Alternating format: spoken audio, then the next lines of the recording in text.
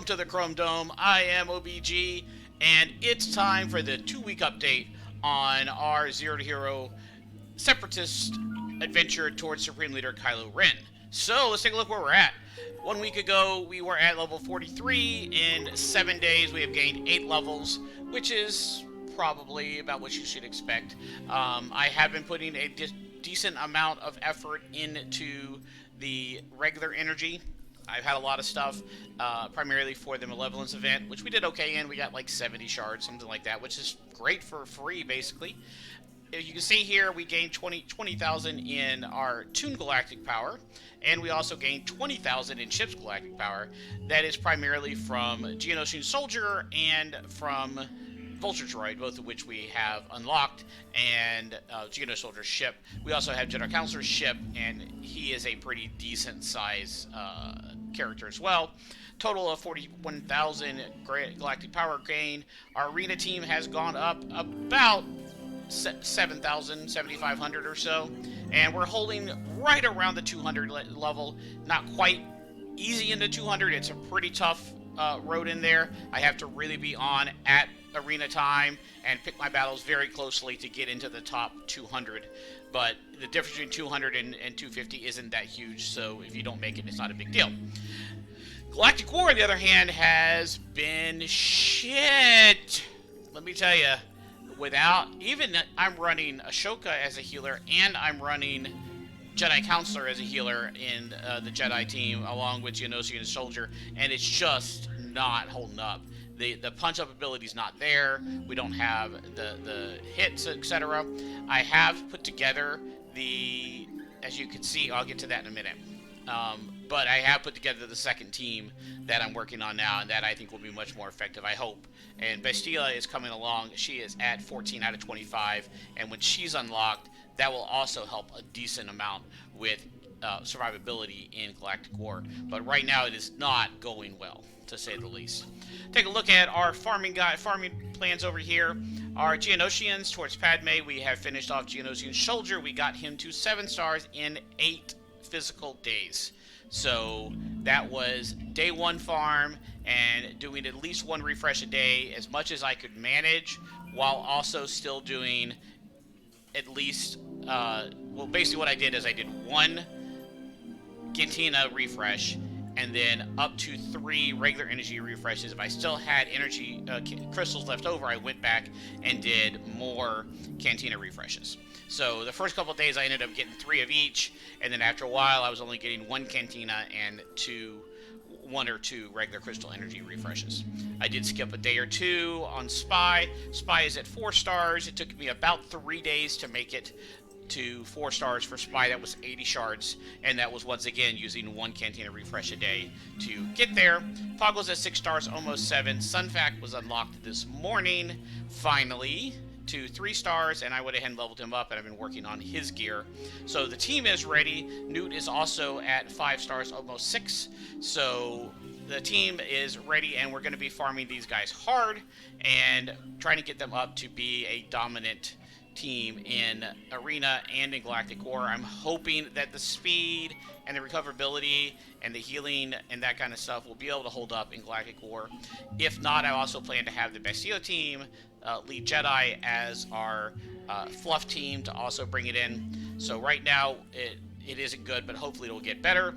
Geo Soldier sitting at 1 star. We did unlock Vulture Droid to 2 stars. The rest of the people, we have gone ahead and gotten Farm Boy Luke to 4 stars just by random pickups in the guild store. Django was at 2 stars now because we got the logging character was Django, but he's part of the Houndstooth farm, so he's going to be maxed to 7 stars really easily by accident, and it's just even more shard income for the shard store. We did unlock Vader to 4 stars. We did that on about day 10. And we also have Tarkin at 4 stars via the events. Royal Guard, just via Bronzium drops, has gotten to over 2 stars. And Snow Trooper, same thing through Bronzium drops, has gotten almost to 2 stars as well. So let's take a look at the environment now. As you can see, we are level 51, as we mentioned. And if you take a look at ships here, so Vulture Droid even only leveled to level 49, is 1400 power. Geonosian Soldier Starfighter is at 11,000 power, and I have done absolutely nothing to him. So this is what we were talking about, that the characters matter much more than the ships. The pilots matter much more than the ships in calculating their power. So this 7-star Gear 7 Geo Soldier is really powering this ship up big time to 11,000. And as I mentioned, Jedi Counselor is also 7 stars, but only Gear 7 with only 3 stars, and his ship is at almost 5,000. So we also picked up a TIE Fighter by accident. Resist X, when they give you these things, we would add unlocked Executrix, who's only 1,500 power, and Home 1, when we do the next event, will unlock and give us enough Akbar shards to get him unlocked as well. So moving right along there. And the other thing to look at level 50, we unlocked mods. So first thing with mods, do not spend money leveling up mods unless they are 5 stars.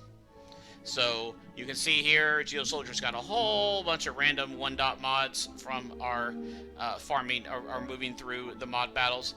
Toss them on there. They're helpful. They give you some bonuses and that kind of stuff. But don't pay any money to level them up. It's wasting money. You don't have money to waste. If you take a look, however, here at Ashoka, she has 4 5-dot mods that we got from one of the events. And because she's got their 5 dots, I went ahead and pulled them all to level 15. That helps a significant amount with her survivability.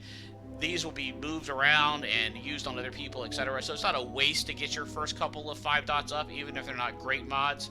Like if you take a look here, this one has, it's not a great mod. It has no anything on it. This is a arrow with the fins. This one has, they don't have any speed on them, but they are 5-dot mods, and they will be used for a very long time. So I also picked up some tenacity mods, and I tossed these on him. Eventually, we will move these onto our main arena team, which is the Geonosians and Newt. But right now, since the Jedi are having to hold the line, this is where they're at. They're fairly cheap to move around. It's not a big deal to move around. Everybody else is sitting on 1-dot and 2-dot mods. I need to put the Newt mods on him. So that's where we are with that. And the other thing is, work through your mod battles. So these fights are not easy. They are actually kind of hard in some cases, especially as you get up to the 7, 8, and 9 rounds here. But if you take a look here, you get to bring along an ally. So a Relic 3, level 85, 29,000 power Commander Luke Skywalker is going to carry you through the things. You never have to go back and run these again. What you're going to want to be running to farm mods is the mod challenges. And those are, you cannot bring allies. They're significantly harder to do. And I did finish the 3-star on this one. They're worth good crystals when you do them the first time. But this is where you're going to be farming everything at, is your 5 dots. You're never going to go back to these first 8 rows of mods. The only mod battles, the only reason you do them is to unlock the corresponding mod battles. So you just get through them as quickly as you can, using up your energy, and get onto the regular mod battles. And it will take you a while to get 5 stars on the mod battles. Don't think that you should be doing it at level 50. You won't be able to. It's a little hard, and you'll need a real team to get in there. So outside of that, the other thing I wanted to show you, we talked before about guild store currency. I am sitting here on almost 3,400 guild store currency. You get a ton of it if you are in a guild and you get your level 85 and you get everything set up. There's a ton of guild store currency coming in, especially if you do 65, it gets even more. So don't be afraid to use it where you need it. If there's a gear that shows up here that you have a need for, buy it. If there's a unit down here that you need, buy it. Do save at least 900 guild store currency to purchase Sunfac if he shows up in this spot right here where Tusken Shaman is right now. That's the one mistake I did make, is not saving enough to purchase Sunfac when he showed up. Outside of that, feel free to spend it on whatever you feel you need. Mostly I've been spending it on occasional guild occasional gear, and I want a couple of Farm Boy Lukes because he popped up. And you know, Luke's in this one. I think Obi-Wan's in this one as well. I can check the farming guide for that. But in general, that's where you'll have plenty to go in there. Not a big deal. So we're looking pretty good, except for Galactic War. Galactic War is a big issue for us. We're losing out on a ton of currency, and we have a ton of things to buy in the Galactic War store. So we have to get that resolved quickly, and I'm very, very concerned that we are not able to complete Galactic War. 3 out of 10 times so far since we hit level 40, and that is not a good ratio at all. That is 30% completion rate is really, really bad, and part of that's just because we don't have full teams. We still don't even have our 2 full teams. We finally got Sunfac today, and Geonosian Spy was yesterday. So that's why this team is just, you know, and then Bastille is 14 out of 25, so we got a couple more days on her. So we really don't have the full team yet, and that's hurting us a lot. That is one of the benefits of Phoenix Squad, is they assemble much, much, much faster than Jedis or Geonosian Separatists. So it's worth keeping in mind. But on the flip side of that, we're working up Spy, we're working up Sunfac. When we get to fleets, we'll really see the benefits of that. But the first 60 levels are significantly harder with this approach than they are with the Phoenix Squad approach. So if you want an easier approach, go to Phoenix Squad. It's a much quicker to assemble team. It's much more dominant. It crushes Galactic War significantly better than anything I have put up here in the first 60 levels. And I'm only 51. I have some more suffering to do first. So with that, not a bad start, but we do have some issues, and we'll keep working on them, and I will see you on the next update. OBG out.